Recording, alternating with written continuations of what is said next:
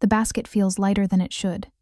7 winters of the same ritual, and still my hands shake as I cross the frozen creek behind the village.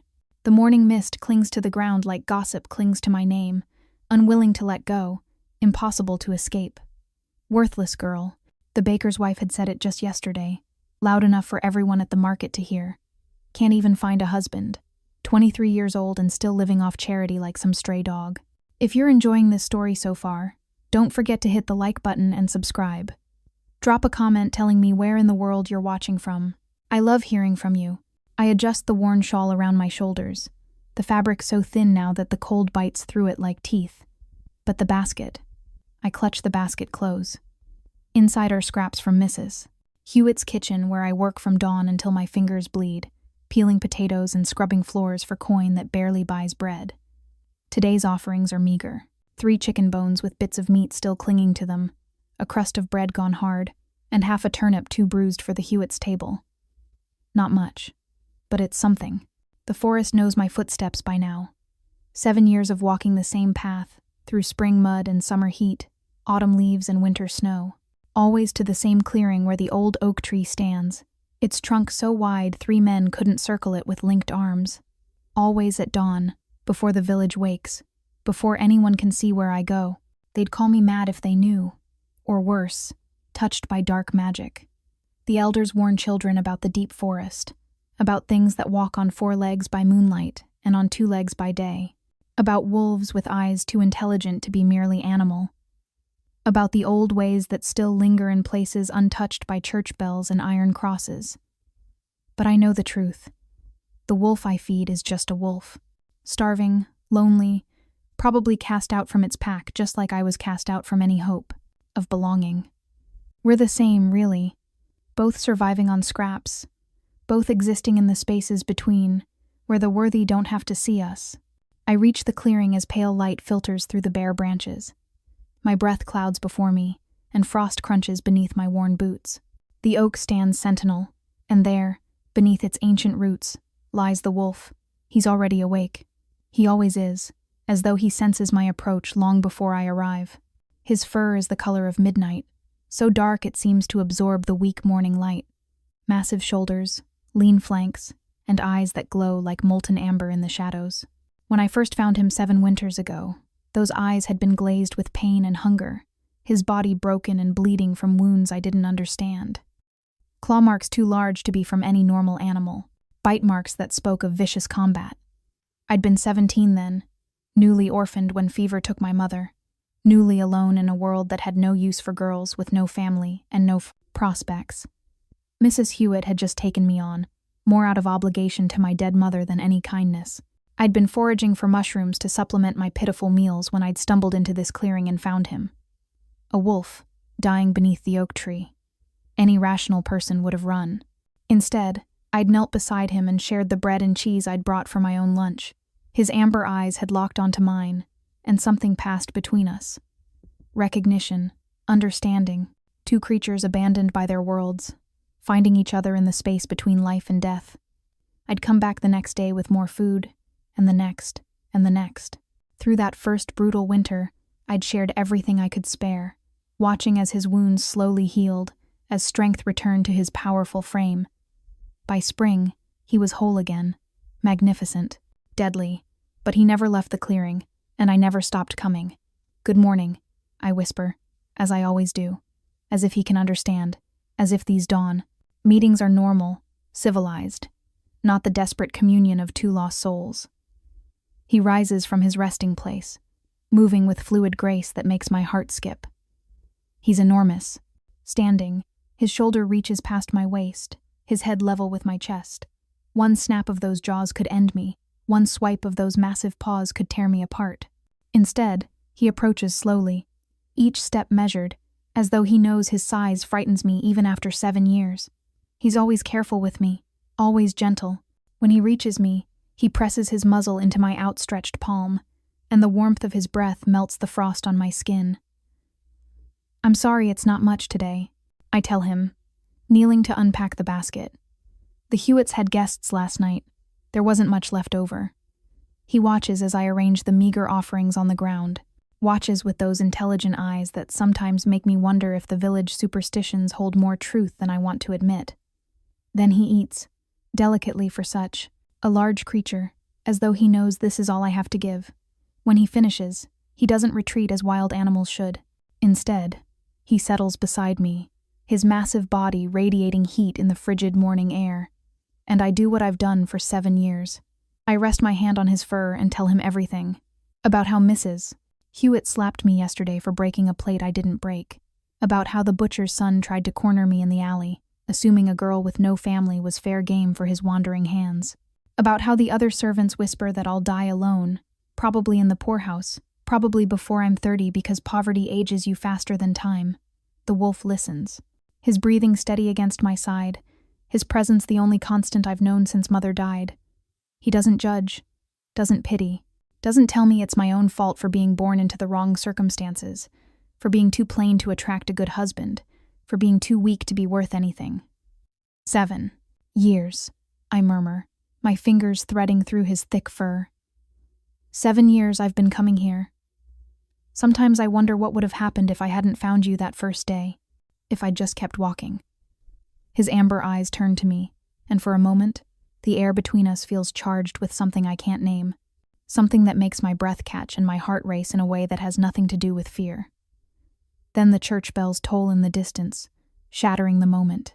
Time to return to the village, to my duties, to the life that grinds me down day by day. I stand, brushing snow from my threadbare skirt. I'll come again tomorrow, I promise, as I always do, if I can. The wolf rises too, and does something he's never done before. He follows me to the edge of the clearing, follows me until the trees thin and the village comes into view. Then he stops, his gaze fixed on my back as I walk away. I feel his eyes on me the entire way home. Feel them like a physical touch, protective and possessive in ways that should frighten me but somehow don't. What I don't know, what I can't know, is that those amber eyes see more than just a kind village girl who shares her scraps. They see the one they've been searching for, the one the prophecy promised, the one who, through 7 years of selfless compassion, has proven herself worthy of a bond that will either save 2 worlds or destroy them both. The wolf watches until I disappear among the cottages. Then he turns, melting back into the forest, back to a kingdom hidden from human eyes, back to a throne that has sat empty beside his own for 7 long years. And in the shadows beneath the ancient oak, the Alpha King begins to plan how to claim what is rightfully his. The days blur together like ink in water. Monday's cruelty bleeds into Tuesday's exhaustion, Wednesday's hunger into Thursday's despair. By Friday, I'm so numb I barely feel Mrs. Hewitt's cane across my shoulders, when I'm too slow scrubbing the kitchen floor. But Dawn is mine. Dawn belongs to me and the wolf, and nothing can take that away. Winter deepens its grip on the land. The creek freezes solid, forcing me to break through the ice each morning to wash before my pilgrimage. Snow falls in thick curtains that turn the world white and silent. The village hunkers down, everyone conserving what little they have, sharing nothing with those who have even less. Food becomes scarcer. Mrs. Hewitt cuts my portions, saying times are hard and charity must begin at home, not with hired help who should be grateful for a roof over their heads. My hip bones jut sharp beneath my skin. My dresses, already worn, hang loose on my shrinking frame. Still, I save scraps for the wolf. If I have 2 crusts of bread, he gets 1. If I manage to sneak a bit of fat from the rendering pot, it goes into my basket. My stomach cramps with hunger, but the thought of him waiting in the clearing, expecting me, needing me, drives me forward. One morning, I arrive at the clearing to find him pacing. His movements are agitated, powerful muscles bunching and releasing beneath that midnight fur. He stops when he sees me, and the relief in his amber eyes is so human it steals my breath. "What's wrong?" I ask, setting down the basket. "What happened?" He approaches quickly, more roughly than usual, and I realize he's checking me. His massive head moves over my body, his nose tracing patterns in the air around me, cataloging scents and searching for what? Injury? Illness? I'm fine, I assure him, though it's a lie. I'm far from fine.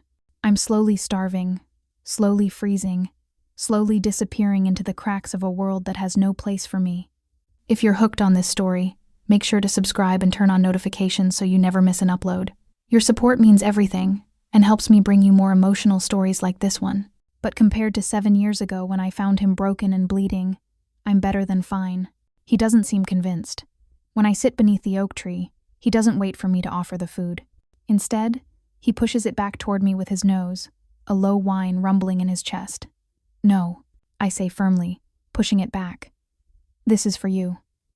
We engage in a silent battle of wills, the food sliding back and forth between us. Finally, frustrated, he takes the largest piece of dried meat in his jaws and deposits it in my lap. Then he fixes me with a stare that clearly says, "Eat it or I'll make you." Tears prick my eyes. When was the last time someone cared whether I ate? When was the last time anyone looked at me and saw something worth protecting? I eat the meat slowly, savoring each bite while the wolf watches with satisfaction. When I finish, he finally accepts his portion, settling beside me with his head resting on my lap. The weight of him, the warmth, the solid realness of his presence, it's the only thing keeping me tethered to this world. I don't know how much longer I can do this, I whisper into his fur. The confession escapes before I can stop it.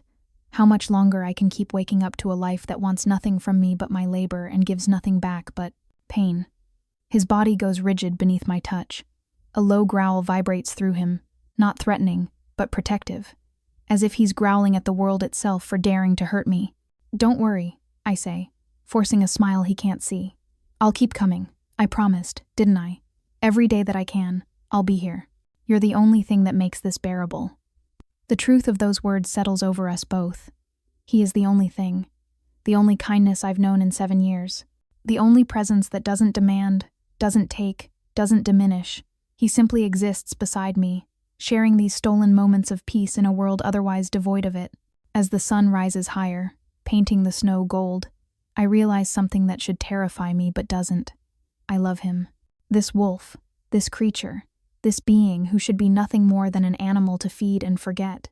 I love him with a depth that defies reason, with a completeness that should be reserved for humans, for relationships that make sense.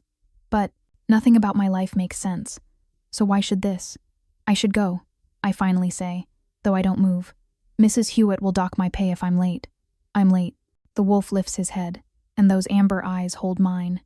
In them, I see things I shouldn't see. Emotions too complex for an animal. Devotion, possession, a promise of something I dare not name. Then he does something new. He stands, circles me 3 times, and howls. The sound splits the morning quiet, soaring up through the bare branches toward the pale sky. It's not a hunting call or a warning. It's something else. A claim, a declaration, a vow.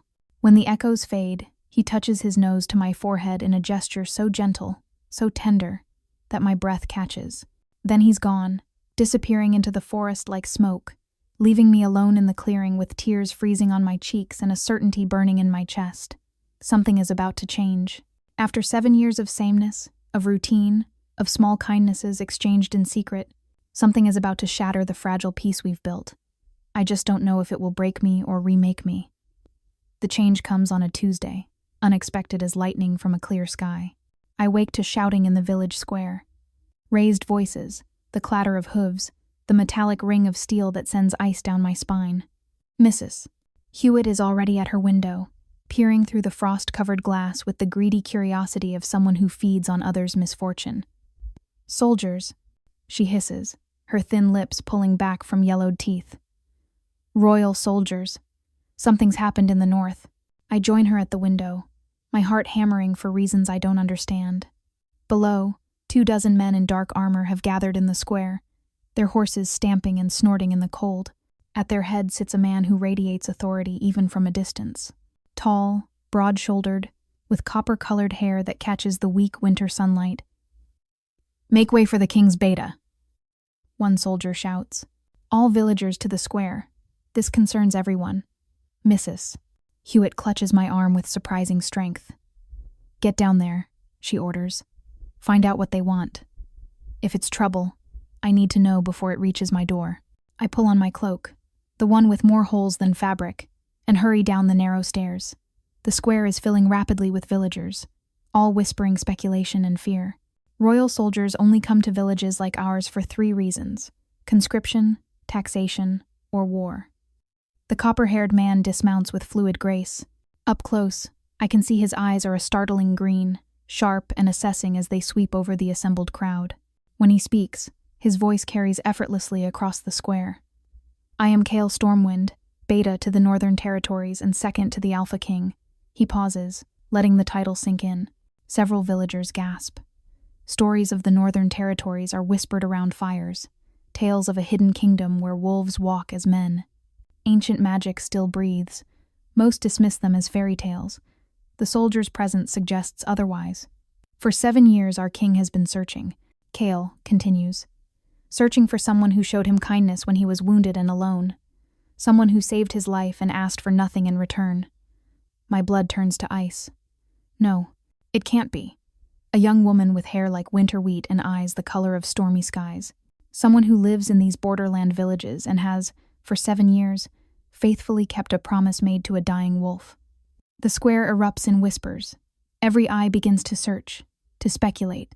I shrink back, pulling my hood lower, my heart threatening to break through my ribs. The Alpha King has declared that he will honor the debt he owes, Kale says, his green eyes still scanning the crowd. He will repay her kindness 7-fold, will offer her a place in his court, protection, prosperity, anything she desires. The baker's wife, always quick to seek advantage, pushes forward. My daughter, she calls out. She has blonde hair. She's always helping strays and, no, the word cuts like a blade. Kale's expression hardens. The king will know her by sight, by scent, by the bond that has existed between them for 7 years, whether she knew it or not. Scent, bond. The words hammer into me like nails into a coffin. The wolf. My wolf. The creature I've fed and confided in, who has listened to my sorrows and kept my secrets. He was never just a wolf. We will search every village in the borderlands, Kale announces. We will find her, and when we do, she will be brought to the Winter Palace to receive the honor and recognition she deserves. The soldiers begin to dismount, preparing to go door to door. I turn, desperate to flee, to hide, to pretend this isn't happening. But as I move, my worn boot catches on a loose cobblestone. I stumble, my hood falls back, and pale blonde hair spills across my shoulders like an accusation. Kale's head snaps toward me with predatory precision. Our eyes meet across the crowded square, and I see recognition flare in those green depths, not because he knows me, but because he knows what to look for. Someone trying to disappear. Someone whose fear isn't of soldiers but of being found. You, he says, and the single word feels like a sentence being passed. Come here. Every instinct screams at me to run.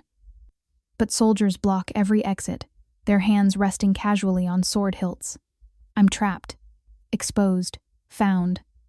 I walk forward on legs that feel like water. The crowd parts around me, and I feel their stares like brands on my skin. The worthless girl. The charity case. How could she be the one? Kale studies me with unnerving intensity. Your name? Eleanor, I whisper. Eleanor Gray. Eleanor Gray, he repeats, tasting the name. Tell me, do you know the old oak in the deep forest? The one with roots like twisted fingers? My silence is answer enough. His expression softens, fractionally. How long? 7 years. The admission tears from me. Since I was 17. Since I found him, broken and bleeding. A collective gasp ripples through the crowd. Mrs. Hewitt's voice rises shrill above the others. She's been going to the forest? Every day? I'll have no witch working in my house. She's brought darkness to my threshold. Silence, Kale commands.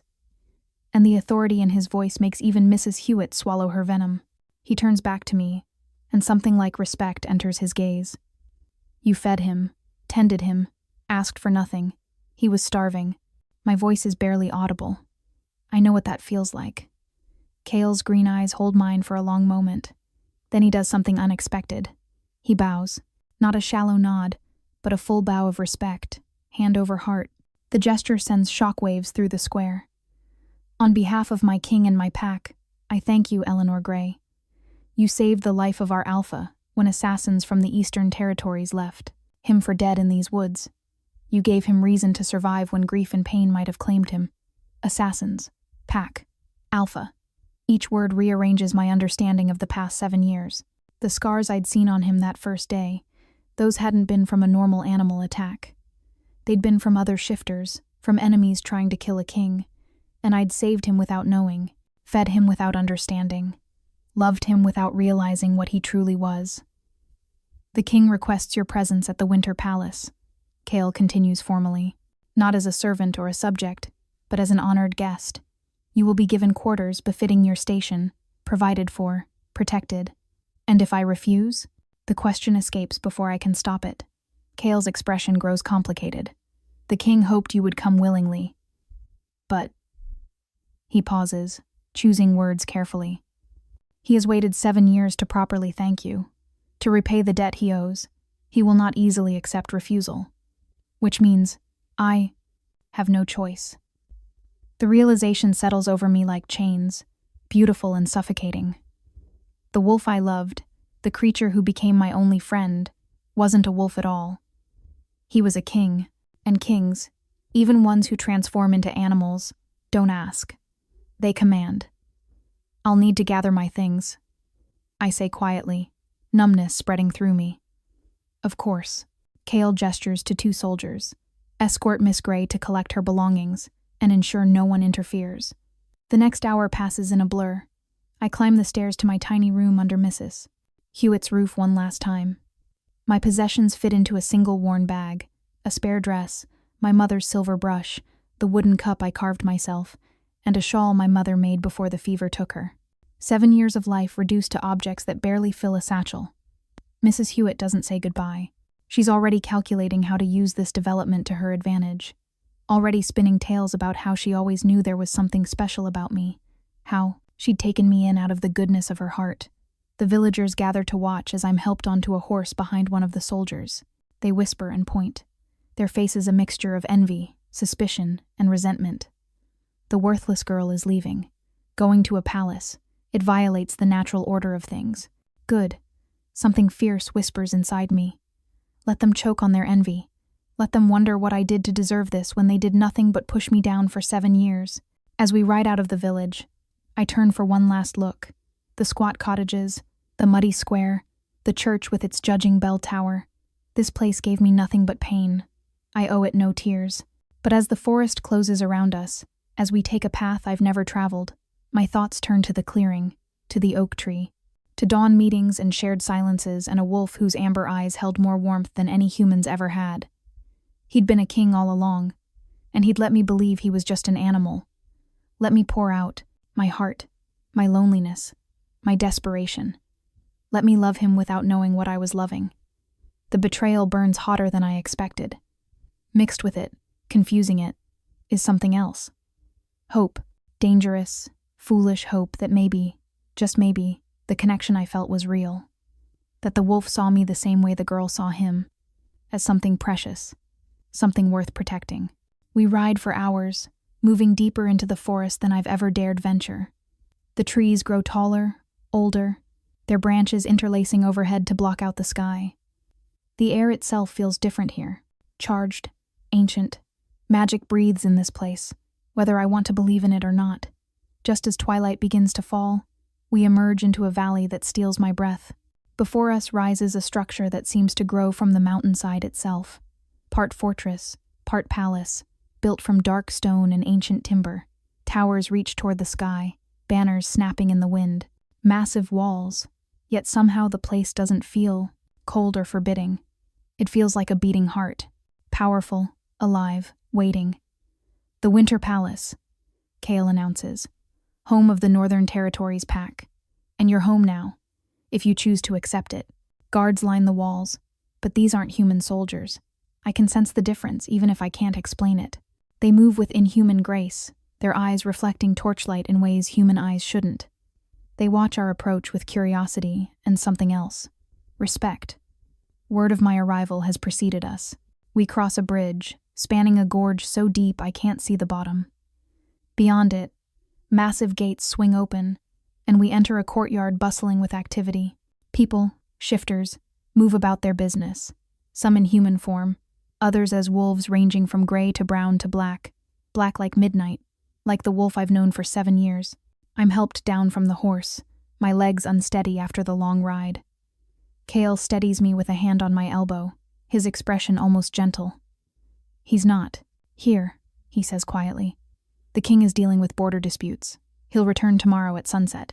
Relief and disappointment war within me. I'm not ready to face him, to face what he is and what I've been doing for 7 years. But I also desperately need to see him, to understand if any of it was real. Come, Kale says. I'll take you to your quarters. You can rest, eat, prepare yourself. I'm led through corridors of polished stone, past tapestries depicting wolves in various scenes, hunting, running, gathering around a great fire. Everything here speaks of a culture ancient and proud, separate from the human world I've always known. Finally, we stop before an ornately carved door. Kale pushes it open, revealing chambers more luxurious than anything I've ever imagined. A sitting room with a fireplace already blazing, comfortable furniture, windows overlooking the valley. Through another doorway, I glimpse a bedroom with a massive bed piled high with furs. This is too much. I breathe. I'm not. You are the one who saved our king's life. Kale interrupts firmly. These chambers belong to his mother, the late queen. He ordered them prepared for you specifically. His mother's chambers. The weight of that gesture makes my knees weak. Attendants will bring food and draw a bath, Kale continues. If you need anything at all, simply pull that cord. He gestures to an embroidered bell pull near the fireplace. Someone will come immediately. He moves toward the door, then pauses. Eleanor? He's thought of nothing but finding you for 7 years. Every day, he hoped you would come, that you would recognize him, that the bond between you was strong enough to transcend the barriers of form and species. My throat tightens. I didn't know. I thought he was just a wolf. Kale finishes gently. Yes, and in many ways, he was. The wolf is as much a part of him as the man. Perhaps more so. What you gave the wolf, you gave to him. All of him. He knows that. And tomorrow, when he returns, he will finally be able to thank you properly. After he leaves, I sink onto one of the chairs, my mind spinning. 7 years. 7 years of dawn meetings and shared silences and a connection I'd thought was one-sided, imaginary. The desperate invention of a lonely girl looking for meaning anywhere she could find it. But it had been real. He'd been real. The wolf and the king, one and the same. And tomorrow, I would face him not as an animal to be fed and pitied, but as a man, a ruler, someone who commanded armies and held the lives of thousands in his hands, someone who had remembered me for 7 years. The thought terrifies and thrills me in equal measure. A soft knock at the door announces the arrival of attendants carrying trays of food and pitchers of steaming water. They bow to me, actually bow, before setting about preparing a bath in the adjoining chamber. I eat mechanically, tasting nothing. The food is rich, abundant, everything I've dreamed of during hungry nights in Mrs. Hewitt's attic. But it might as well be ash for all the pleasure it brings. The bath is heaven. I sink into water scented with herbs and flower petals, letting the heat soak into muscles exhausted from the long ride. Let it wash away the grime of the village, the stink of poverty and servitude. When I finally emerge, my skin pink from the heat, clean clothing has been laid out on the bed, a nightgown of soft linen, a robe lined with fur. I dress in a daze, my hair still damp against my shoulders. Sleep should come easily. The bed is comfortable beyond imagining, the room warm, my belly full for the first time in recent memory. But I lie awake, staring at the ceiling, my thoughts chasing each other like wolves in the night. What will I say to him? How do I face someone I've loved for 7 years, only to discover they were never what I thought they were? How do I reconcile the gentle wolf who let me cry into his fact, fur with the powerful alpha king who commands this hidden kingdom? And most terrifying of all, what does he want from me? Kale said to repay a debt, to offer gratitude. But kings don't bring serving girls to their palaces just to say thank you. There's something more here, something I don't yet understand. Outside my window, the moon rises full and bright, bathing the valley in silver light. Somewhere in this palace, in this kingdom, the wolf I loved is absent, dealing with threats I can't imagine, making decisions that affect hundreds of lives. Tomorrow he'll return. Tomorrow I'll finally see the man behind the amber eyes. Tomorrow everything I thought I knew about my life, my purpose, my future, will change forever. I touch my mother's pendant, the only thing of value I own, and whisper a prayer to whatever forces govern this strange new world I've entered. Let me be strong enough for what comes next. Let me understand what he wants, and please, please let some part of what we had be real. The moon offers no answers. But somewhere in the distance, a wolf howls, and the sound echoes through the valley like a promise or a warning. Dawn comes, and with it, a nervousness that makes my hands shake as I dress. The attendants, 2 young women named Lyra and Mira, help me into a gown of deep forest green, its fabric finer than anything that's ever touched my skin. They brush my hair until it shines like pale gold, weaving small braids at my temples and securing them with silver pins. The king arrives at sunset, Lyra says softly, her eyes kind. But Beta Kale thought you might like to see more of the palace today, to understand our world before you face the Alpha. I nod, grateful for the distraction. Anything to keep my mind from spinning in circles of anxiety and anticipation. Kale meets me after breakfast, offering his arm with a courtesy that still feels surreal. Yesterday I was scrubbing floors. Today I'm being escorted through a palace by the second most powerful wolf in the kingdom. I thought we'd start with the heart of our territory, he says as we walk, so you understand what your kindness helped preserve. We move through corridors that seem to breathe with life, past pack members who stop and bow as I pass. Their eyes hold curiosity, but also something warmer, respect, even gratitude. They know what you did, Kale explains, noticing my confusion. 7 years ago, the Eastern Territories launched a coordinated attack. They wanted to destabilize the Northern Pack, to weaken us before a full invasion. They nearly succeeded. We emerge onto a balcony overlooking the valley, and he gestures to the landscape below. Villages dot the mountainsides, smoke rising from chimneys. Fields lie dormant beneath snow, waiting for spring. Forests stretch endlessly, ancient and untouched. The king was caught in an ambush during a border patrol, Kale continues, his voice heavy with memory. 20 assassins against him and his 5 wolf guard. They fought, but the numbers were overwhelming. 3 of his guards died. The king took wounds that should have killed him. I gripped the stone railing, my knuckles white. The scars, the claw marks across his ribs, the bite on his shoulder. Should have bled him dry. Kale finishes grimly. He managed to kill the assassins and escape, but barely. He collapsed in that clearing, expecting to die, and then you found him. The pieces fall into place. The wounds that had seemed too severe for a normal wolf. The way he'd looked at me that first day, with eyes that held too much intelligence, too much awareness. He'd been dying, and I'd given him a reason to live. The food you brought sustained him while his wolf healed the worst of the damage, Kale says. But it was more than that. It was your presence, your voice, the way you returned day after day, keeping your promise even when you had so little to give. Tears prick my eyes. I didn't know. He looked so alone, so hurt. I couldn't leave him like that. Which is precisely why he's been searching for you for 7 years, Kale says gently. Why he declared that when he found you, he would offer you everything. Protection, prosperity, a place in this world. He pauses, and his next words are careful. And if you're willing, something more. My heart stops. What do you mean? Kale turns to face me fully, his green eyes serious. In our world, bonds between wolves are sacred. The alpha especially must choose a mate carefully. Someone strong enough to stand beside him, compassionate enough to balance his strength, brave enough to face the dangers that come with leadership. The implications crash over me like a wave. You can't be suggesting. I'm not suggesting anything, he interrupts. That decision belongs to the king alone.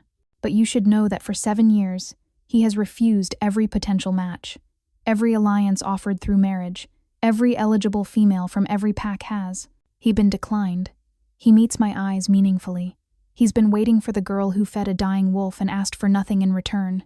The day passes in a blur of revelations. Kale shows me the training grounds where young shifters learn to fight in both forms. The great hall where the pack gathers for celebrations. The library filled with ancient texts about pack history and shifter lore. Everywhere, people treat me with deference that makes me uncomfortable. I'm no one special, just a girl who showed basic kindness. But to them, I'm the one who saved their king, the one who kept him alive during his darkest hour, the one who might become their Luna. though Kale never says that word directly. As the day wears on, my nervousness grows. Sunset approaches, bringing with it the moment I've both longed for and dreaded. Soon I'll see him, the wolf who became my only friend, the king who remembered me for 7 years, the man I've loved without knowing his face. As evening shadows lengthen, across the valley, Kale escorts me to a private garden enclosed by stone walls. At its center stands a tree I recognize immediately, an oak, ancient and massive, its branches reaching toward the darkening sky. The heart tree, Kale explains. Every pack has one. The original oak in your forest, where you fed the king. It was planted by his great-grandfather, a marker of our territory's boundary. So even the tree had been significant. Even that detail had been part of a larger world I'd never known existed. He'll meet you here, Kale says. When he arrives, I thought, after 7 years of meeting beneath an oak tree, this felt right. He withdraws, leaving me alone in the garden as the last light fades from the sky. Torches flicker to life along the walls, casting dancing shadows across the stone. The air grows colder, my breath misting before me, and then I feel it. A presence at the edge of my awareness, powerful and familiar and entirely overwhelming. The hairs on the back of my neck rise. My heart begins to race, not with fear, but with recognition so deep it feels cellular. He's here. I turn slowly, and there, standing at the garden's entrance, is a man I've never seen before and have somehow always known. He's tall, powerfully built, with shoulders that speak of both strength and burden. His hair is black as midnight, falling in waves to those broad shoulders. His face is all strong angles and sharp lines, handsome in a way that's almost severe. But it's his eyes that stop my breath. Amber, golden as harvest moons. The same eyes that have watched me for 7 years with patience and protection, and something deeper I'd been afraid to name. He wears dark leathers that emphasize his warrior's build, and when he moves toward me, it's with the same fluid grace I've seen in the wolf. Predatory, controlled, utterly confident. "Eleanor," he says, and his voice is deep, resonant, washing over me like dark honey. "After 7 years, I can finally speak your name, aloud. I should say something, anything, but words have abandoned me. I can only stare at this man who is the wolf, who is the king, who is somehow both and neither." He stops a few feet away, as if afraid of frightening me. "I know this must be overwhelming. I know you have questions, probably anger that I never revealed myself, that I let you believe I was only an animal. Why?" The word finally emerges. "Why didn't you tell me?" Pain flashes across his face. At first I was too weak. Revealing myself would have required shifting, which my body couldn't handle. By the time I'd healed enough, I realized something. You treated the wolf with a kindness you might never have shown a man, especially not a king. He takes a careful step closer. You told the wolf things you'd never have told a human. Your fears, your loneliness, your pain. You let me see the real Eleanor, unguarded and honest. I couldn't give that up. I couldn't risk losing the one pure thing in my life. "So you lied," I say, and there's hurt in my voice I can't disguise. "You let me pour out my heart while you listened and knew everything, understood everything, and I never lied," he interrupts, passion entering his tone. "Everything the wolf felt, I felt. Every moment of peace you gave him, you gave me. The wolf is not separate from the man, Eleanor. We are one. And everything you shared with one, you shared with both." He reaches out slowly, giving me time to retreat, but I don't.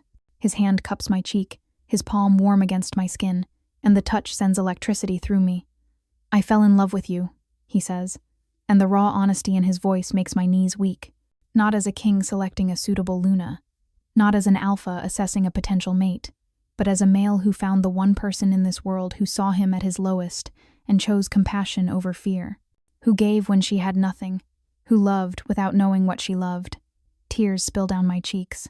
I did love you. I do. But I loved a wolf who let me believe he was powerless, that we were the same, both outcasts. Now I discover you're a king, and I'm still nothing, and you are everything," he growls, and suddenly both hands frame my face, his amber eyes blazing. "Do you think I care about titles? About status? I have spent 7 years searching for the girl with hair like winter wheat who saved my life and asked for nothing in return. 7 years, hoping that when I found you, the connection I felt was mutual, that the bond between us was strong enough to transcend species, to transcend worlds. His thumb brushes away my tears with devastating gentleness. You are not nothing, Eleanor Gray. You are the woman I've been waiting for, the one the prophecy spoke of, the one my wolf recognized the moment our eyes met. Prophecy, I whisper. He smiles, and it transforms his severe face into something breathtaking. Our seers predicted that the Alpha King would find his true mate not among the pack, but in a human with a heart brave enough to face the beast without flinching. A woman who would give her last crust of bread to a starving wolf and think nothing of her own hunger. His forehead touches mine, and I feel his breath against my lips. That's you, Eleanor. It's always been you. I don't know how to be what you need. I admit, my voice breaking. I'm not educated or refined or strong. I'm just a servant girl who showed more courage in 7 years than most warriors show in a lifetime, he interrupts. Who kept a promise through storms and hardship and hunger. Who loved unconditionally without expecting anything in return. His voice drops to a whisper. You're exactly what I need. The only question is, am I what you need? I search his face. This man who is the wolf, who is the king, who is somehow the answer to 7 years of loneliness. I'm afraid, I confess. Afraid I'll disappoint you. Afraid I'll fail at whatever role you want me to fill. Afraid that what we had in the clearing can't exist here, in this world of politics and power. Then we'll create our own clearing, he says fiercely. Our own space, where none of that matters. Where it's just you and me, as it's been for 7 years. His hands tighten on my face. I'm not asking you to decide everything tonight, Eleanor. I'm only asking for a chance. A chance to prove that what we built beneath that oak tree can grow into something stronger, something that lasts forever. What are you asking? I need to hear him say it. Need the words spoken clearly. His amber eyes hold mine, and I see vulnerability there that matches my own. I'm asking you to stay, to let me court you properly, to see if the bond between us can become what I believe it's meant to be. He swallows hard. I'm asking you to consider becoming my Luna, my mate, my queen in all ways that matter. The world seems to hold its breath. Somewhere in the distance, wolves howl, their voices rising toward the rebeative moon. The sound is both wild and welcoming, a song of belonging I've never had. I'm still the same person, I say softly. I still don't know how to be anything but what I am. Poor, uneducated, scarred by years of cruelty. Then I'll love every scar, he interrupts, every memory, every part of you that the world tried to diminish but never could. His voice is fierce with conviction. You think your past makes you less? It makes you everything. It shaped you into the woman strong enough to save a dying wolf, compassionate enough to feed him for 7 years, brave enough to stand here now and face a future that terrifies you. He steps back slightly, though his hands remain on my face. But the choice must be yours, Eleanor. Freely made. I won't force this, won't use my position or power to pressure you. If you choose to return to the human world, I'll provide for you. A cottage of your own, security, anything you need. You'll never suffer again, regardless of your decision. The offer is generous, more than generous. But the thought of leaving, of returning to a life without him, without these dawn meetings that have become my reason for waking, sends pain through my chest sharp enough to steal my breath. And if I stay? I whisper. His eyes flare with hope so intense it's almost painful to witness. If you stay, I'll spend every day proving you made the right choice. I'll protect you, provide for you, cherish you as you deserve. I'll teach you our ways, introduce you to our world, stand beside you as you grow into the Luna I know you can become. He leans closer, his voice dropping to an intimate whisper. And I'll love you, Eleanor Gray, the way I've loved you for 7 years, the way I'll love you for 7,000 more. The kiss, when it comes, is inevitable. His lips meet mine with a gentleness that contradicts his powerful frame, and it's like coming home to a place I've never been but always known. The touch ignites something in my chest, spreading warmth through my entire body, and beneath it, I feel something else. A connection deepening, solidifying, becoming more than just emotion. The bond, the mate bond he'd spoken of. I can feel it forming, tying us together in ways that transcend the physical. When we finally part, I'm breathless and shaking. His eyes have darkened, the amber now molten gold, and I can see his wolf close to the surface, wanting, claiming, mine. I'll stay, I hear myself say, the words emerging with a certainty that surprises me. I don't know if I'll be any good at being a Luna. I don't know if I can ever be worthy of what you're offering, but I know I can't leave you, not after 7 years, not when I've only just found you. The sound that escapes him is almost a growl, primal and possessive. He pulls me against him, his arms wrapping around me with a strength that should be frightening but feels like the safest place I've ever been. Mine, he whispers into my hair, and the word resonates through the bond between us. My mate, my Luna, mine to protect and cherish and love. Yours, I agree, and feel the bond snap into place fully, completely, binding us together in ways I don't yet understand but can feel to my bones. Above us, the moon witnesses our promise. Around us, the pack begins to howl, their voices rising in celebration. The Alpha King has found his Luna. The prophecy is fulfilled, and the girl who fed a starving wolf for 7 years without knowing his true identity has become a queen. But in this moment, titles don't matter. Power doesn't matter. We're just a woman and a wolf who found each other in a clearing 7 years ago and chose, again and again, to keep showing up, to keep trying, to keep loving despite all reason. And that, more than any prophecy or destiny, is what will sustain us through what comes next. The days that follow are both dreamlike and intense. True to his word, the Alpha King, Casimir, as he insists I call him in private, begins courting me properly. Not just with gifts and grand gestures, though those come too, fine dresses, jewelry, anything I could want, but more importantly, with time, with attention, with the same patient presence he showed me as a wolf. He teaches me about his world, about pack dynamics and shifter customs, explains the hierarchy, the bonds between pack members, the sacred traditions that govern their society. Some evenings, we sit in the library, and he reads me histories of the Northern Territories, showing me maps of lands I never knew existed. Other times, we simply walk through the gardens, his hand wrapped around mine, talking about everything and nothing. He asks about my mother, about my life before the clearing, about dreams I'd thought too foolish to voice aloud. And slowly, terrifyingly, I begin to believe this might work, that I might actually have a place here. But peace, I'm learning, is a fragile thing in the world of wolves.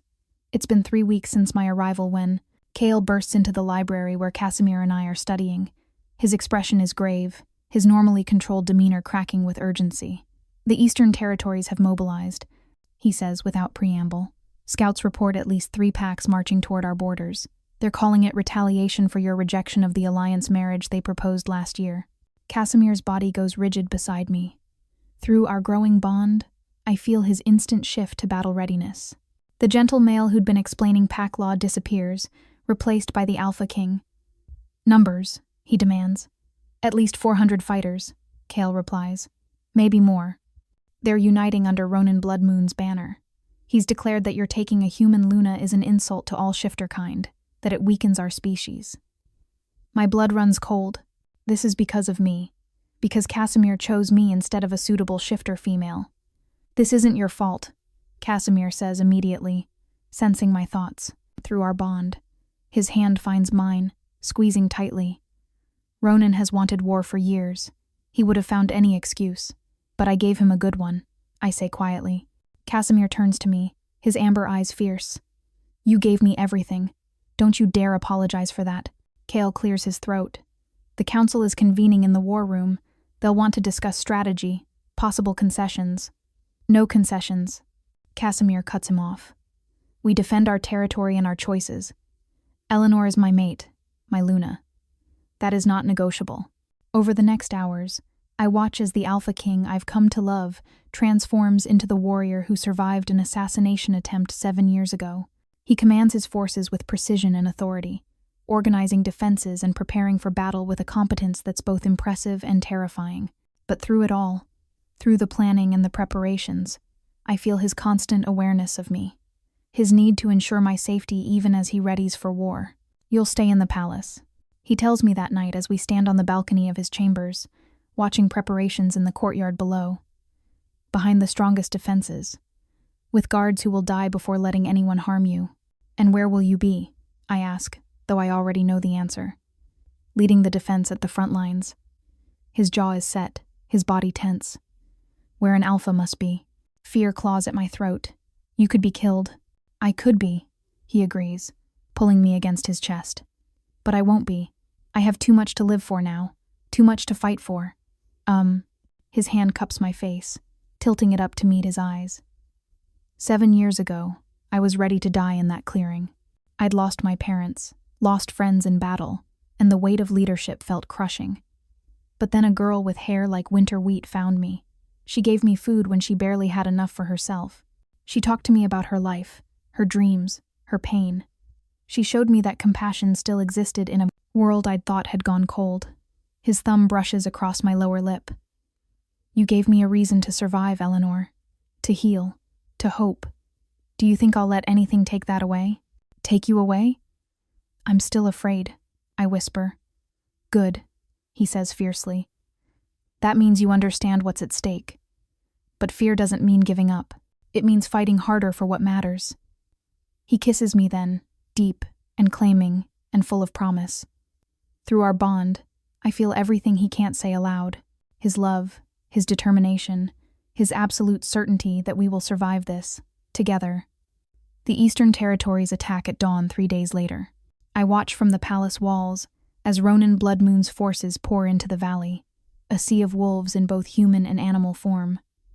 The sound of their approach is like thunder, shaking the ground beneath my feet.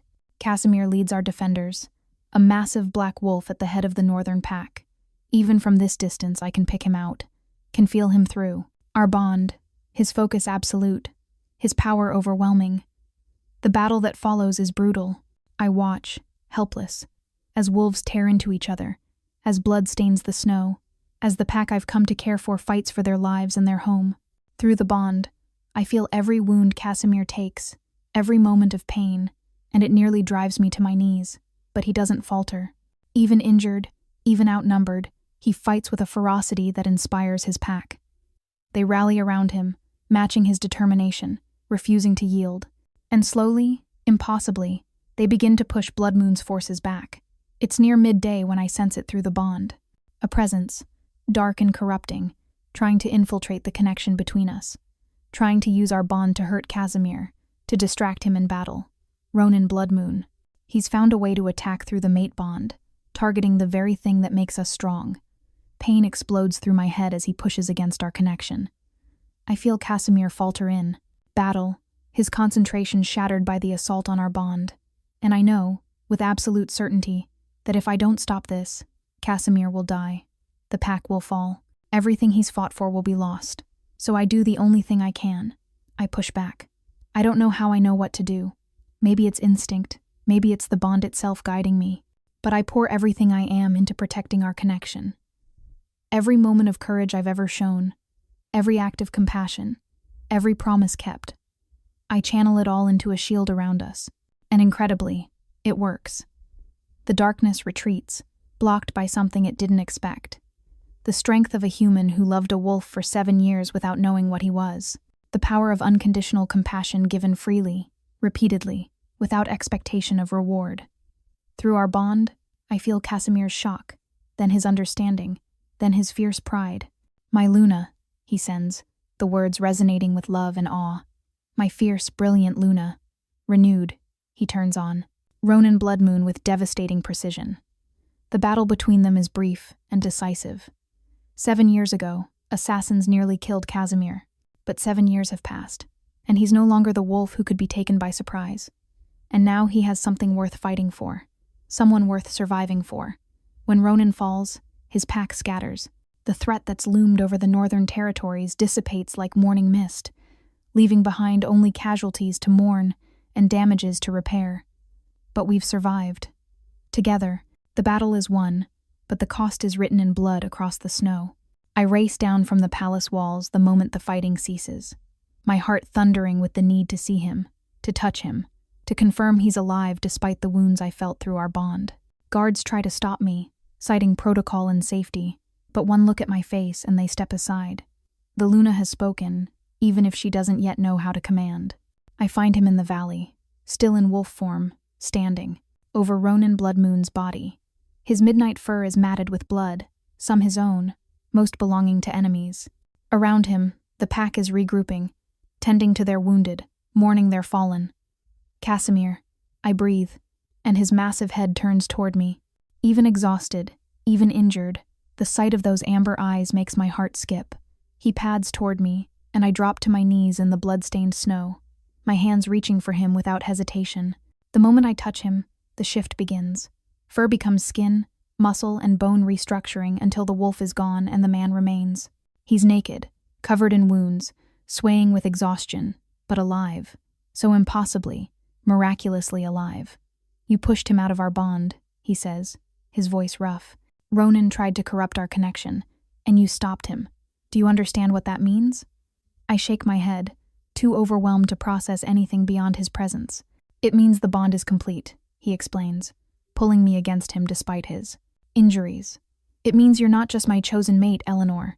You're my true mate, soul-bound, recognized by pack law and ancient magic as my Luna in every way that matters. Eleanor. Kale approaches with a cloak, draping it over Casimir's shoulders. His expression is a mixture of relief and respect. The pack awaits your command, my king. The wounded need tending, the dead must be honored, and the prisoners require— I know. Casimir interrupts, but his arms don't release me. Give me one moment, just one moment with her. Kale nods and withdraws, understanding what his king needs, what they both need. Casimir's forehead touches mine, and through our bond, I feel everything. His exhaustion, his grief for those lost, his relief that I'm safe, and underneath it all, a love so profound it makes my chest ache. When I felt you in the bond, he whispers. When I felt you fighting beside me despite being miles away, I knew. I've always known, but in that moment, there was no doubt. You are my Luna. Not because of prophecy or politics, but because when darkness came for us, you stood firm. You protected what was ours. I couldn't lose you, I say simply. Not after 7 years. Not after finally finding you. You won't, he promises. Not in this lifetime or any other. The bond between us is eternal now, Eleanor. What we've built, what we've become together, nothing can break it. A thought strikes me, and I pull back slightly. The prophecy. About the human who would unite the packs or see them destroyed. Is it fulfilled now? Casimir's expression grows thoughtful. Ronan united 3 packs against us because I chose a human Luna. He thought it would weaken us, prove that human shifter bonds were unnatural. Instead, you showed every wolf on that battlefield that humanity's greatest strength, compassion, courage, love, can stand against any darkness. He gestures to the valley where wolves in both forms are moving among the wounded, tending friend and former foe, alike with equal care. Look at them.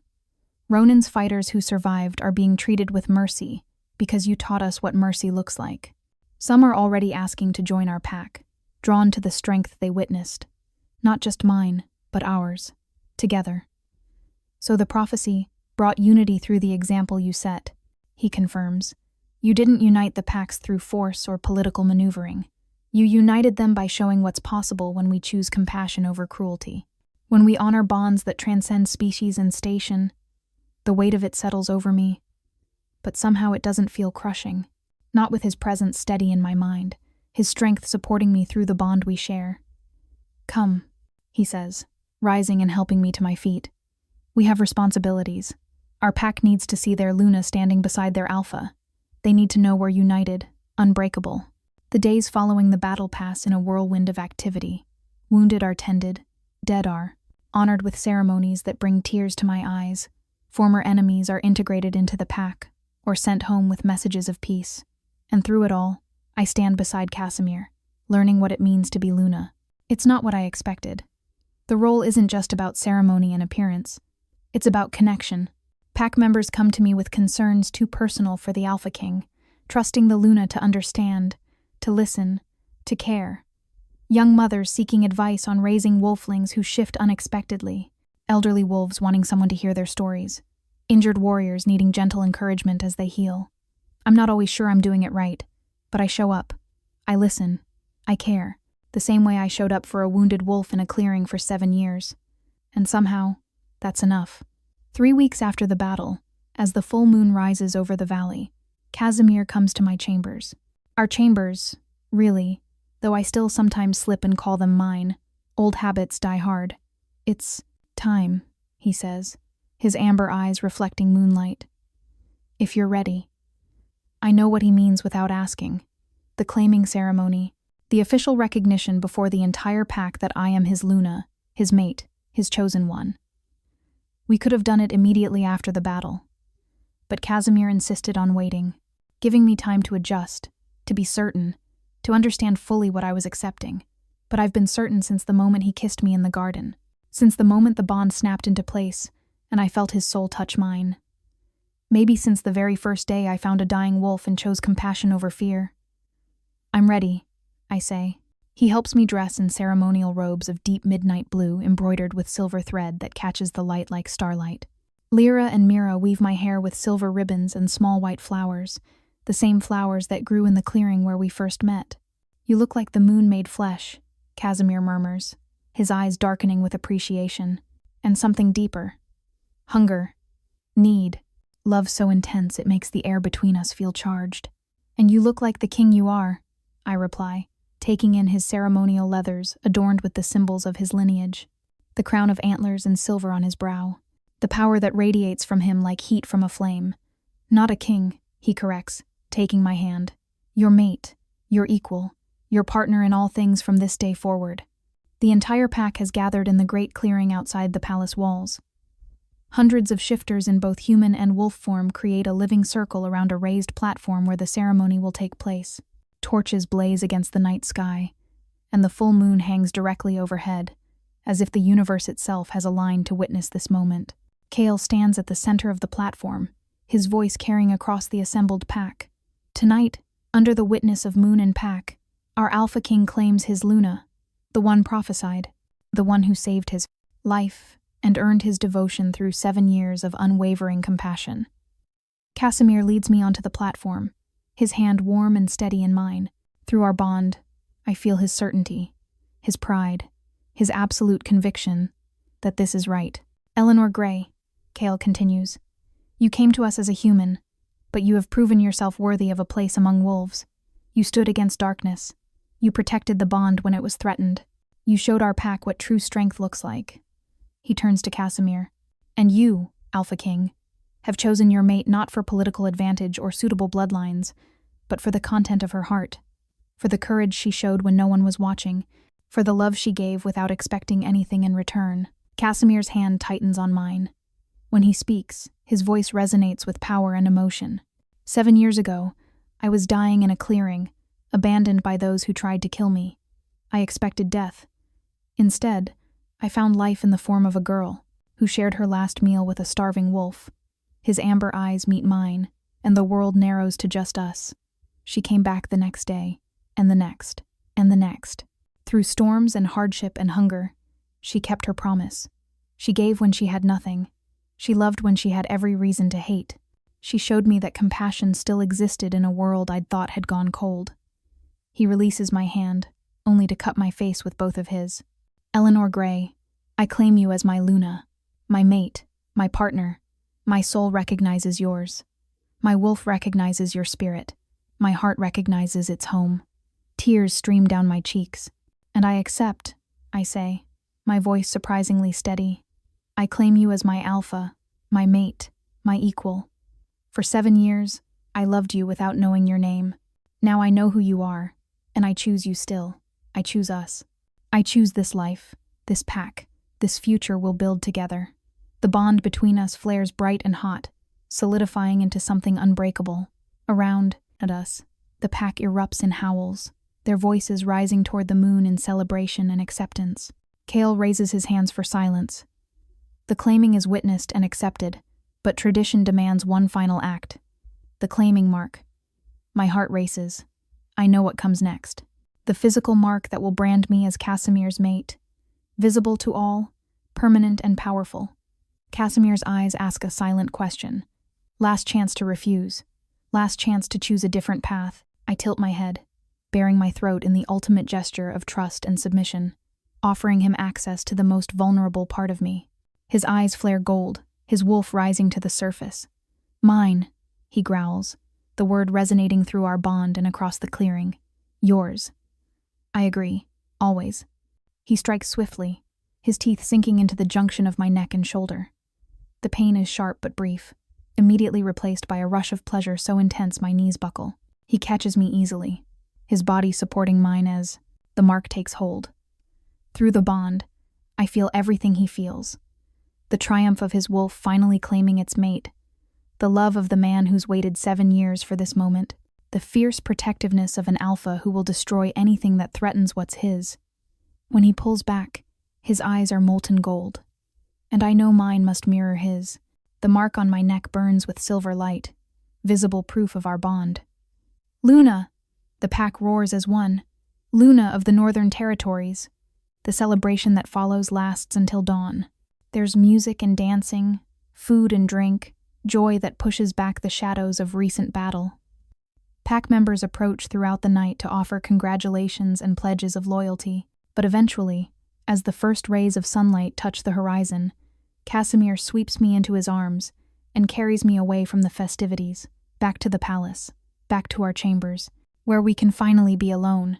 He sets me down gently once the door closes behind us, his hands immediately moving to the ties of my ceremonial robe. 7 years, he murmurs against my neck, his lips tracing over the fresh claiming mark. 7 years I've waited to have you like this, to love you properly, to show you everything I couldn't say as a wolf. Then show me, I whisper, my fingers threading through his dark hair. Show me everything. And he does. Throughout the night and into the next day, he worships every inch of my skin, with touches and kisses and words of love. He's both tender and fierce, gentle and demanding, patient and desperate. It's everything I never knew I wanted, everything I'd stopped letting myself hope for during those lonely years in the village. When we finally collapse together, exhausted and sated, the sun is setting again. An entire day lost to claiming each other in every way that matters. No regrets? He asks, his fingers tracing lazy patterns on my bare shoulder. None, I assure him, though I still can't quite believe this is real. That I'm here, with you, instead of scrubbing floors in Mrs. Hewitt's kitchen. He growls at the mention of my former life, his arms tightening possessively. You'll never scrub another floor unless you want to. You'll never go hungry or cold or unloved. I swear it on my life, on my crown, on everything I am. I know, I say softly. I've always known, really. From the very first day, when I found you in that clearing, some part of me recognized you, knew you were important, knew you were mine. As you were always mine, he agrees. The prophecy, the bond, the 7 years, it was all leading to this. To us, together, as we were meant to be. The weeks become months, and the months stretch toward years. I grow into my role as Luna, gaining confidence and authority I never imagined I could possess. The pack accepts me fully, drawn to the same compassion that first caught their alpha's attention. Under our joint leadership, the Northern Territories flourish. Other packs, inspired by our example, begin seeking alliances based on mutual respect, rather than fear. Human villages on the borders learn of our existence not through violence, but through carefully managed contact that emphasizes cooperation over conflict.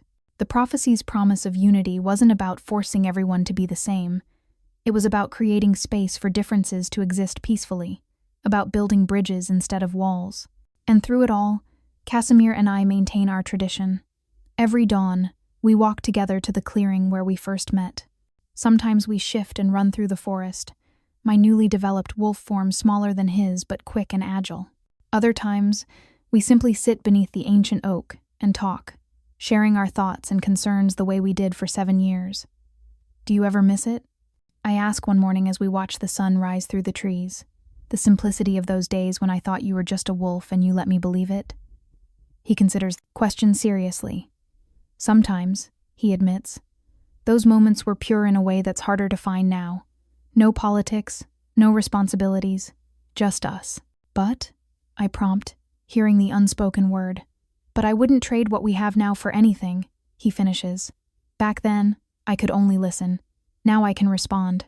I can hold you, love you, build a life with you. The simplicity was beautiful. But this is everything. He pulls me against his side, and I rest my head on his shoulder, breathing in his scent of pine and earth and home. I never thought I'd have this. I confess. A family, a purpose, someone who loves me exactly as I am. You always deserved it, he says fiercely. The world just needed to catch up to what I knew from the moment you shared your bread with a dying wolf. A thought occurs to me, something I've been meaning to ask. That first day, when you were so badly injured, why did you accept my help? You could have scared me away, could have protected your secret even then. His arms tighten around me. Because when I looked into your eyes, I saw something I'd stopped believing existed. Pure kindness, without ulterior motive. And my wolf, even dying, recognized you, whispered, "Mate," so clearly I thought I was hallucinating from blood loss. Your wolf knew before you did? I ask, surprised. Wolves always know, he explains. They're more attuned to these things than our human halves. My wolf recognized our mate, but I needed 7 years to understand what that meant, to be worthy of what you offered. I turn in his arms to face him fully. And are you? Worthy? His smile is crooked, self-deprecating in a way he rarely allows himself to be. I spend every day trying to be. Some days I succeed, other days I fail spectacularly, and you have to remind me that being Alpha King doesn't mean being perfect. No, I agree, pressing a kiss to his jaw. It means being strong enough to admit weakness, wise enough to ask for help, and courageous enough to choose love over fear. Then I learned from the best, he murmurs, claiming my lips in a kiss that still makes my heart race even after all this time. We're interrupted by a howl from the direction of the palace. Kale's signal that the morning council meeting is about to begin. Responsibilities calling us back from our stolen moment of peace. Ready? Casimir asks, rising and offering me his hand. I take it without hesitation. Always. Together, we walk back through the forest toward the palace, toward our duties and our pack, toward the life we've built from 7 years of patient kindness and unwavering faith. And I think about the girl I was, lonely and hurting, sharing her last meal with a starving wolf. I wish I could tell her that every kindness matters, that every promise kept, every act of compassion, every moment of courage builds toward something greater than we can imagine. I wish I could tell her that the wolf she's feeding, the one she thinks is just an animal, is actually a king, her destined mate, the other half of her soul. But maybe it's better that she doesn't know. Maybe the beauty of those 7 years was in their simplicity, in doing the right thing not because of what it might bring, but because it was right. And maybe that's the real lesson of the prophecy, that salvation doesn't come from grand gestures or dramatic sacrifices. It comes from showing up, day after day, keeping promises, choosing compassion, loving without expecting anything in return, because you never know when the starving wolf you feed will turn out to be a king who's been searching for you his entire life. The first snow of winter falls soft and silent over the northern territories, transforming the valley into a wonderland of white and silver. I stand at the window of our chambers, watching the flakes drift past like fragments of moonlight, and smile at the familiar scene playing out in the courtyard below. A massive black wolf chases a much smaller pup through the snow, his movements careful despite his size, allowing the little one to think she's faster. The pup's fur is an unusual shade, pale gold like winter wheat, with distinctive black markings along her spine. She tumbles through a snowdrift and emerges with a triumphant yip, pouncing on her father's tail. Casimir shifts mid-play, scooping up our daughter in human form and spinning her until her delighted laughter rings across the courtyard.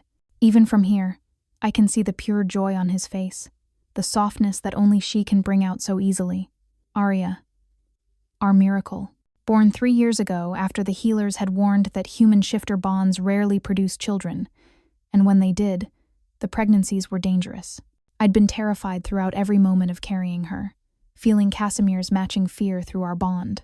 But she'd arrived on a spring dawn, shifting between forms even as she took her first breath, and we'd both wept with relief and overwhelming love. "You're watching them again," a familiar voice says behind me. I turn to find Kale in the doorway, his expression amused. In the years since I became Luna, he's become not just Casimir's beta, but my friend and trusted advisor. His daughter Sophia, now 21 and mated to one of our finest warriors, is expecting her own pup soon. "Can you blame me?" I ask, gesturing to the window. "Look at them." He joins me, and together we watch as Arya, now in human form, demands her father teach her the trick where he catches snowflakes on his tongue. She's barely 3, but already showing the fierce determination that runs in her bloodline. She has your compassion, Kale observes.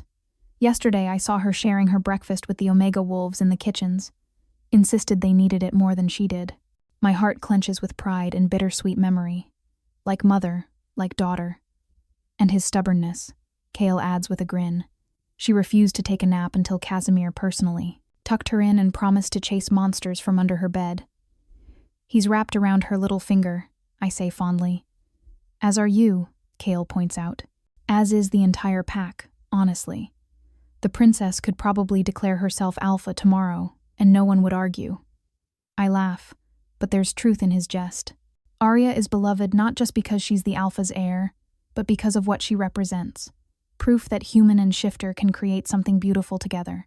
Hope for a future where the boundaries between our kinds continue to blur.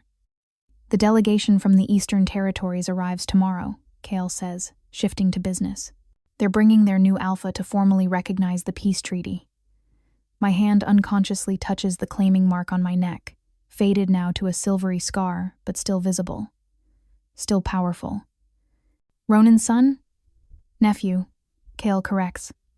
The son refused the position, said he wanted no part of his father's legacy of hatred. The nephew, Marcus, is young but progressive. He's been cleaning house, removing those who still believe in shifter supremacy. Will he bring a Luna? I ask, already thinking of arrangements. Kale's smile turns knowing. He's unmated, 26, accomplished warrior, and by all accounts, genuinely committed to peace. He pauses meaningfully.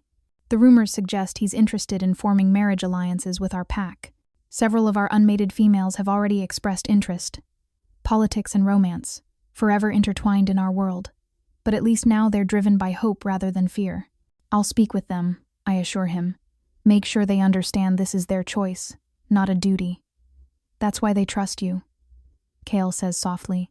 You've never forgotten what it's like to have no choices, to be powerless. Before I can respond, the door bursts open and Arya barrels in, snow still clinging to her golden hair. She's shifted back to human form and wrapped in her father's cloak, which drags behind her like a royal train. Mama, she cries, launching herself at me. Papa caught 17 snowflakes on his tongue. I only caught 9, but I'm getting better. I catch her easily, settling her on my hip despite her getting bigger every day. 17 is very impressive, but I bet you'll catch 20 by tomorrow. 25, she declares with absolute confidence. Then her amber eyes, so like her father's, narrow thoughtfully. Mama, why do the people in the village look different from us? My heart skips. We've been preparing for this conversation, knowing it would come eventually. Behind Arya, Casimir enters, his expression telling me he's wondering the same thing. How do we explain to our daughter that her mother came from a world that once had no place for her? I sit down, arranging Arya on my lap. Because the village people are human, sweet one. And we're shifters. 2 different kinds of people. But you're human, Arya says, as if this is obvious. Papa told me. You were human when you saved him. I was. I confirm. And in many ways, I still am. The bond with your father changed me, made me stronger and faster, gave me a wolf form, but I was born human. Arya processes this, her little face scrunched in concentration. So humans can become shifters? Sometimes, Casimir says, kneeling beside us. When the bond is strong enough, when 2 souls recognize each other as mates. Like you and Mama, Arya says, as if this is the most natural thing in the world. Exactly like us, he confirms, his hand finding mine. Then why do some of the humans in the village seem scared when we visit? She asks, and the observation cuts deep. Because fear doesn't disappear overnight. Because generations of hiding and separation leave scars that take time to heal. Because even 5 years of peace isn't enough to undo centuries of mistrust. Because they don't know us yet, I say carefully. They've heard stories about shifters, but stories aren't the same as truth. When people don't understand something, they sometimes become afraid. That's silly, Arya declares. Papa's not scary. He gives the best hugs. Casimir's laugh is surprised and delighted. Tell that to my warriors during training. They're silly too, Arya says, with the absolute certainty of a 3-year-old. You're the best papa in the whole world. The casual declaration makes Casimir's eyes shine suspiciously bright. Through our bond, I feel the surge of emotion he's trying to contain. This fierce, powerful alpha king, brought to his knees by his daughter's innocent love. And you're the best daughter in the whole world, he tells her, pulling both of us into his arms. You and your mama are everything to me. Arya squirms happily between us. Can we go to the clearing tomorrow? I want to see the special tree where you and mama met. The old oak? I ask, surprised. How do you know about that? Uncle Cale told me, she says, shooting an accusing look at the beta, who's been watching this family moment with obvious fondness. He said mama used to bring food to papa when he was hurt, that she kept coming even when it was scary. It was never scary, I correct gently. Your father has never frightened me. Not once in 12 years. 12 years since I found a dying wolf in a clearing. 7 years of feeding him without knowing what he was. 5 years of standing beside him as his Luna, his mate, his equal. Tell me the story, Arya demands, settling more comfortably in my lap. The real story, not the short one. I glance at Casimir, who nods. Cale tactfully excuses himself, leaving us alone with our daughter and our history. Once upon a time, I begin. There was a girl who had very little. She worked very hard for people who didn't appreciate her, and she often went to bed hungry and cold. Arya's face scrunches in distress. That's sad, Mama. It was, I agree. But one morning, she went into the forest and found a wolf. He was hurt badly, bleeding and barely alive. Papa, Arya whispers, looking at her father with wide eyes. Me, Casimir confirms. Bad wolves had attacked me, and I thought I would die alone in that clearing. But the girl didn't run away, I continue. Even though she should have been afraid, even though she barely had enough food for herself, she shared what little she had with the wolf.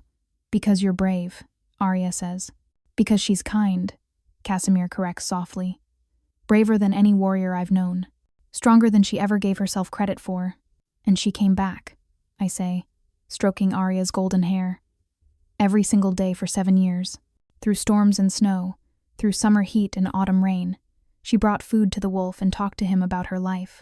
He couldn't talk back, but she knew he was listening. Didn't you know he was Papa? Arya asks. No, sweetheart. I thought he was just a wolf, a friend who didn't judge me or hurt me like the people in the village. Did. Arya's expression turns fierce. Those people were mean. Some were, I acknowledge. But not all.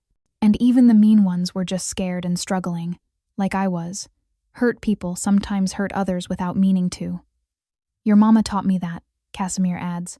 Taught me that compassion matters more than strength. That showing up, day after day, keeping your promises, even when it's hard. That's what real courage looks like. And then what happened? Arya demands. When did Papa tell you he was really a king? He sent his beta, Uncle Cale, to find me, I say. And Cale brought me here, to this palace. That's when I learned the wolf I'd been feeding was actually your father, the Alpha King of the Northern Territories. Were you scared then? Arya asks. I consider the question, a little. Everything changed so fast. But more than scared, I was amazed. Because even though he was a king, even though he could have anyone he wanted, he'd been waiting for me. The girl who shared her bread with a starving wolf. Because you were his mate, Arya says, as if this explains everything. In her world, it does. Because she showed me what love looks like, Casimir says. Real love. The kind that gives without expecting anything back. The kind that keeps showing up even when it's hard. The kind that saved my life and then saved my soul. He tilts my face toward his, kissing me softly while Arya makes exaggerated gagging sounds between us. Gross, she declares.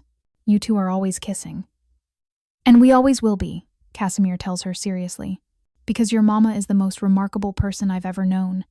And I'll spend every day for the rest of our very long lives showing her exactly how much she means to me. Even when you're old? Arya asks. Especially when we're old, I assure her. Love doesn't fade with time, sweet one. Real love grows stronger. Arya yawns, the excitement of the day catching up with her. Can we really go to the clearing? Tomorrow? We can, Casimir promises, lifting her into his arms. Right now, though, Someone needs a nap. I'm not tired, Arya protests, even as her eyes drift closed. Of course not. I agree, following as Casimir carries her to the small bedroom attached to our chambers. You're much too grown up for naps. We tuck her into bed, surrounding her with the stuffed wolves she insists on sleeping with. Within moments, she's asleep, her breathing deep and even. Casimir and I stand over her crib, watching her sleep. Through our bond, I feel his overwhelming love for this child, this perfect blend of both of us. His protectiveness, his pride, his wonder that we created something so precious. She asked about the village today, I say quietly. About why some humans still fear us. She'll face challenges we can't protect her from, Casimir acknowledges. Being the child of both worlds, never fully one or the other. Or perfectly both, I counter. A bridge, like the prophecy, promised. He pulls me against his side, and we stand in comfortable silence, watching our daughter sleep. Outside, the snow continues to fall, blanketing the world in peaceful white. Do you ever regret it? He asks suddenly. Giving up your human life? The simplicity of it? I turn in his arms to face him fully.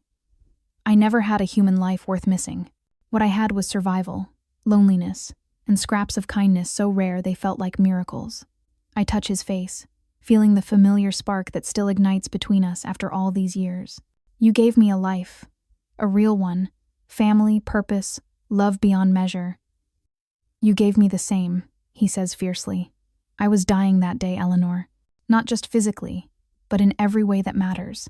And then an angel with hair like winter wheat appeared and reminded me that beauty still existed, that compassion wasn't dead, that I had reasons to survive. We saved each other, I say simply. That's what mates do. For 7 years, he murmurs, pressing his forehead to mine. 7 years you came to that clearing, kept your promise to a wolf who couldn't tell you how much it meant. And for 7 more years, I reply, you've kept your promise to me, to cherish me, protect me, love me exactly as I am.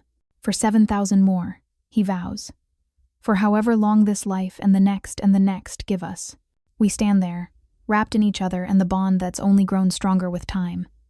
Below, the pack moves through their evening routines. Beyond the palace walls, the territories we protect sleep peacefully.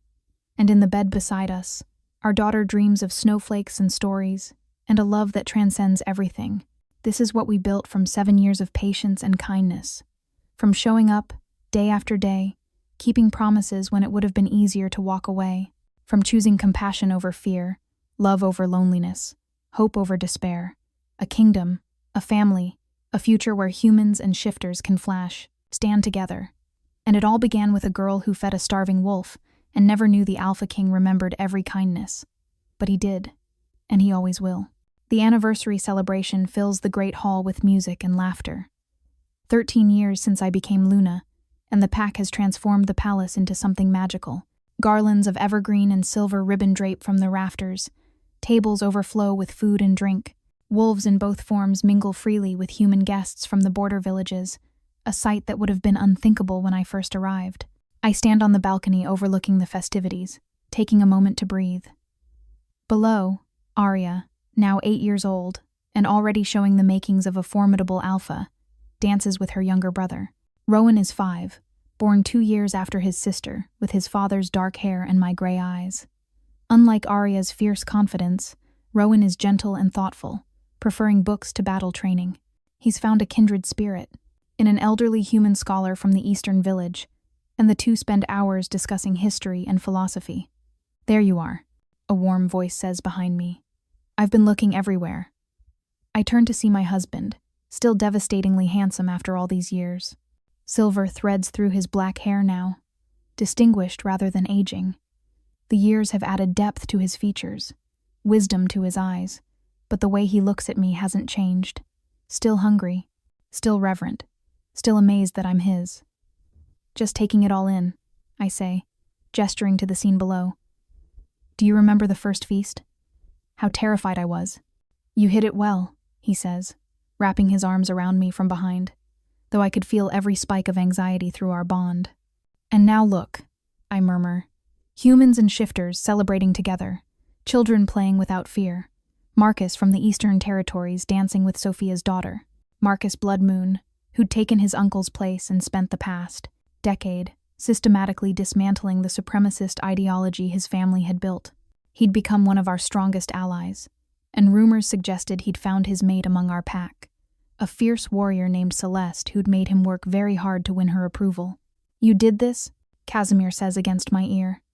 "Your vision, your compassion, your refusal to accept that things had to stay as they were." "We did this," I correct. "Together." A commotion at the hall's entrance draws our attention. A young woman enters, travel-worn and clearly exhausted, but her eyes scan the crowd with desperate urgency. Cale intercepts her, and I see the moment recognition flashes across his face. "That's the Morrison girl," Casimir says, tension entering his frame. "From Millfield Village, the one that was taken by raiders last month." My heart clenches. Raiders, rogues, outcasts, who refused to accept the new peace, still occasionally struck at vulnerable targets. We'd been searching for her, but the trail had gone cold. Cale escorts her through the crowd toward us. Up close, I can see the marks of her ordeal, bruises fading to yellow on her arms, a haunted look in her eyes that I recognize from my own past, the look of someone who's been made to feel powerless. "Luna," Cale says formally, "this is Sarah Morrison. She escaped her captors 3 days ago and has been traveling toward our territory. She says she has critical information." I step forward, ignoring protocol, and take Sarah's hands in mine. They're freezing, trembling. "You're safe now," I tell her firmly. "Whatever you need to tell us can wait until you've eaten and rested." "No," Sarah says, her voice hoarse but determined.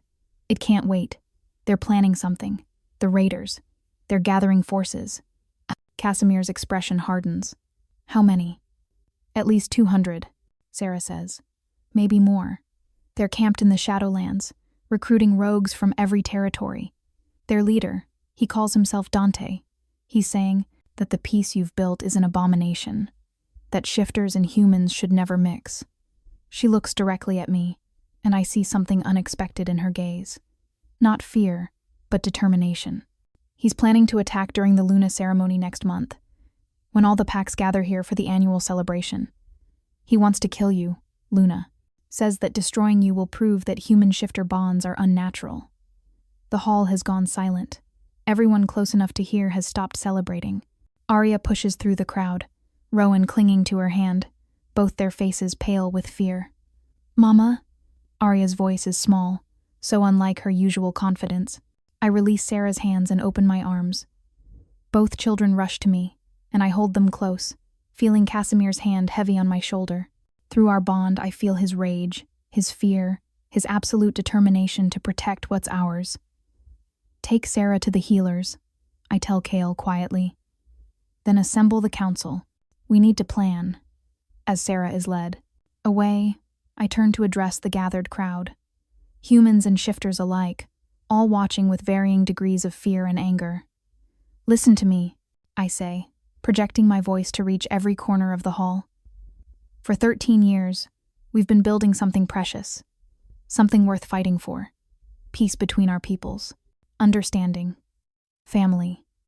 I gesture to the children pressed against me. Our children play together without seeing differences. Our hunters share territories. Our healers share knowledge. This is what we've created, and there are those who would destroy it because they're afraid of change. Casimir steps beside me, his presence commanding immediate attention. "Let them come," he says, his voice carrying the full weight of his alpha authority. "Let them test the strength of what we've built. They'll find we're not the weak, divided territories they remember. We stand united now." A roar of approval rises from the shifters. The humans look nervous but determined, and I feel, through the complex web of bonds that connect Luna to Pack, their absolute faith in us. The celebration continues, but the mood has shifted. No longer just joy, but resolve, the determination to protect what we've built, no matter the cost. Later that night, after the children are asleep and the last guests have departed, Casimir and I stand in the war room, studying maps with Cale, Marcus, and our senior warriors. "The Shadowlands are treacherous," Marcus says, pointing to the region on the map. "Difficult to attack, easy to defend. If they're truly gathering there, rooting them out won't be simple." We don't have to root them out, I say quietly. All eyes turn to me. They're coming to us, remember? We choose the battleground. You want to let them attack? Kale asks, surprised. I want to end this, I say firmly. Not just defeat them, but break the ideology that drives them. Show every rogue, every outcast, every wolf who still believes in the old ways that the future isn't something to fear. Casimir's eyes gleam with understanding. The Luna ceremony. We don't cancel it. We use it. As bait? Marcus looks uncertain. That puts your Luna at tremendous risk. I've been at risk since the moment I became Luna, I point out. This just makes it official. I turn to Casimir, already feeling his resistance through our bond. You know I'm right. They want a symbol to destroy. I'll give them one. And when they come for me, they'll find every pack in the territory standing between them and their target. No, Casimir says flatly. Absolutely not. I won't use you as bait, Eleanor. I won't risk you. You're not risking me, I counter. I'm choosing this. The same way I chose to feed a wounded wolf 13 years ago. The same way I chose to stay when you offered me a way out. The same way I've chosen, every single day, to stand beside you and fight for this peace. Our gazes lock, and through the bond, I let him feel everything. My certainty, my courage, my absolute refusal to hide while others fight for our future. She's right, Kale says quietly. If we cancel the ceremony, we look weak, afraid. That emboldens them. But if we proceed, if we show them that we're not afraid, that we trust in the strength of our bonds and our unity, we turn their attack into our victory. Marcus finishes. A demonstration that the old ways are truly dead. Casimir's jaw is tight, every line of his body radiating tension. I don't like this. I know, I say softly, moving to stand before him. Your wolf is screaming at you to hide me away, to protect me at all costs. But you know as well as I do that this is the right choice. His hands cup my face, his amber eyes blazing with emotion. If anything happens to you, nothing will happen to me, I interrupt. Because you'll be there. Our entire pack will be there. Every ally we've made will be there. And they'll learn that the Luna of the Northern Territories is not some fragile thing human to be easily broken. Through our bond, I feel his wolf fighting with his logic. The animal wants to lock me away, keep me safe from all threats. But the man, the alpha who has led his pack for decades, knows that leadership sometimes means taking risks. Swear to me, he says finally, his voice rough. Swear you'll stay within the protected circle. That you'll let the warriors do their job. I swear, I agree. Unless you're in danger, then all bets are off. Despite the gravity of the situation, he almost smiles. You're the most infuriating woman I've ever known. And you love me for it, I reply. Desperately, he admits, pulling me against him. Even when I want to lock you in a tower for your own safety. Towers are so passé, I murmur against his chest. Besides, I'd just climb out the window. The planning continues late into the night. Warriors are assigned positions. Scouts are dispatched to monitor the Shadowlands. Messages are sent to allied packs, requesting their presence at the ceremony, under the guise of celebration, but with the reality of battle preparations. As dawn approaches, I slip away from the war room and make my way through the quiet palace. My feet carry me, as they so often do, to the nursery where my children sleep. Arya is tangled in her blankets, one leg hanging off the bed, her golden hair spread across the pillow like a halo. Even in sleep, she looks fierce, ready to take on the world. Rowan, in contrast, is curled into a tight ball, his stuffed wolf clutched to his chest, looking vulnerable and young. I sit between their beds, watching them breathe, and let myself feel the weight of what we're planning. If this goes wrong, if Dante's forces are stronger than we anticipate, these children could lose their mother, could grow up with only stories of the Luna who tried to protect their future. They won't. Casimir's voice comes from the doorway. We won't let that happen. I didn't hear him approach, but I'm not surprised he found me. We're always drawn to each other, especially in moments of doubt or fear. He sits beside me on the floor, his arm wrapping around my shoulders. Together, we watch our children sleep, and I know he's thinking the same things, calculating risks, imagining worst-case scenarios. Arya asked me yesterday if she could fight when she's older, I say softly. Said she wants to be a warrior like you. And what did you tell her? That she could be anything she wants. Warrior, healer, scholar, leader. As long as she chooses it for herself, not because someone else expects it of her. Casimir's smile is soft in the darkness. You're giving her the choice you never had. Exactly. I confirm. That's what all of this is for. So that our children, all children, can choose their own paths, can love who they want without fear, can build bridges instead of walls. Even if it means you might not be here to see it? He asks, voicing the fear we've both been dancing around. I turn to face him fully. I will be here to see it. But if I wasn't, if something happened, you'd continue this work. You'd raise them to believe in peace and compassion, and the power of choosing kindness over fear, Eleanor. And you'd tell them about their mother. I continue. The servant girl who fed a wolf for 7 years, who became a queen not through bloodlines or political maneuvering, but through refusing to accept that things had to stay broken. His arms tighten around me. Nothing's going to happen to you. I won't allow it. You can't control everything, my love, I say gently. But you can trust. In our bond, in our pack, in the future we've been building. We sit in silence, holding each other while our children sleep peacefully, unaware of the storm gathering on the horizon. And I think about all the moments that led to this one. Every dawn spent in a clearing with a wolf. Every kindness given and received. Every choice to keep showing up even when it was hard. Do you remember? I whisper. That very first day, when you were dying and I gave you my bread? Every detail, he murmurs. The way you approached slowly, talking softly. How your hands shook as you set down the food. The moment your eyes met mine and something inside me whispered, Mate, did you think we'd end up here? With children and a pack and a peace worth fighting for? No, he admits. I thought I'd die in that clearing. And even after you saved me, even during those 7 years of dawn meetings, I never dared hope for this. It seemed too much. Too perfect. It's not perfect, I point out.